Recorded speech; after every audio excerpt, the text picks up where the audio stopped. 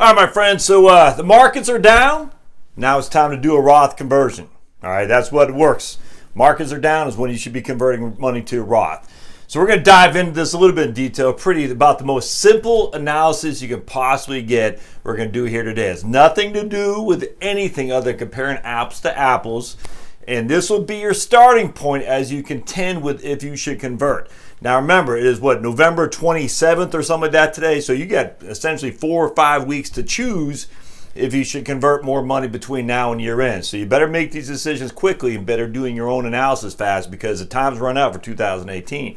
2019 will be here, and again, you can do it again at that point. So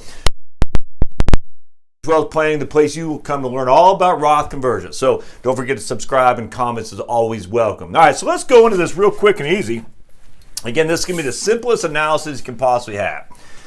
We got a traditional IRA, we got a Roth IRA. Well, in this case, we got both traditional IRAs initially. $100,000 in your traditional IRA, and the markets fall 8% or 10%, excuse me. So we go down to $90,000. We come over this side.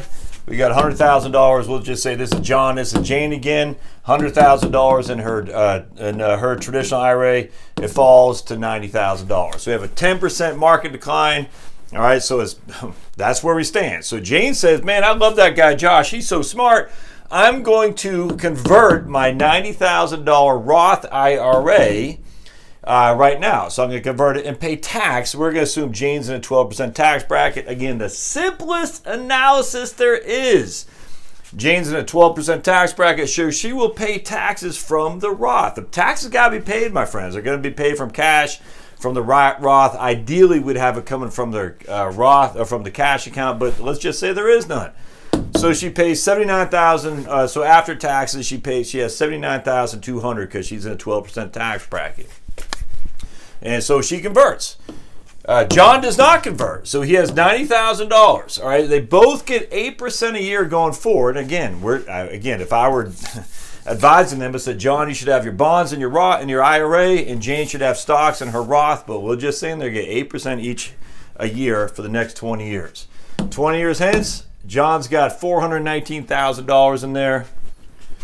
20 years hence, Jane's got $369,000. All right, so that's how it works. The $12,000, but $11,800 it costs for Jane to convert ends up costing her, what was that, $30,000, $50,000 in growth over the next 20 years.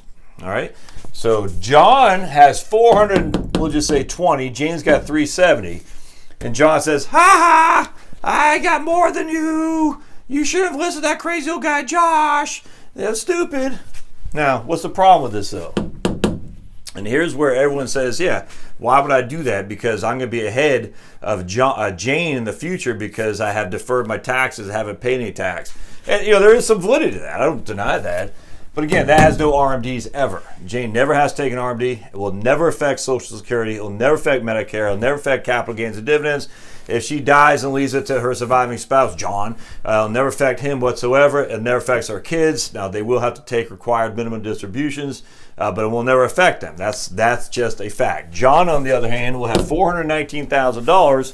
He's going to have to take RMDs on. And if we just say he's 70 years old, $419,000 times 3.7%, or actually we divide that by 27.4, he'll have to take $15,291 of RMDs. So we'll go to another video here in a second to show you what happens when that $15,291 RMDs and how it has to affect his Social Security. So remember, we're sitting here today, we'll just say they're both 50 years old. We got John, we got Jane. Jane says, I'm not going to take advantage of the tax decline to convert, and thus I'll leave, or Jane says, I will convert, so thus I'll have less money to start with because I'm using my Roth IRA as my taxes, and I'll only have $79,200 to start. An 8% rate of return over 20 years, I'll have $369,000 in there. John, on the other hand, says, because I did not convert, again, Jane's only in a 12% bracket, because I did not convert, I'll have $419,000 in there because I haven't paid any taxes on it. So let's stay tuned. We'll see what happens next about who's going to be better off when we factor in Social Security. So stay tuned. Thanks.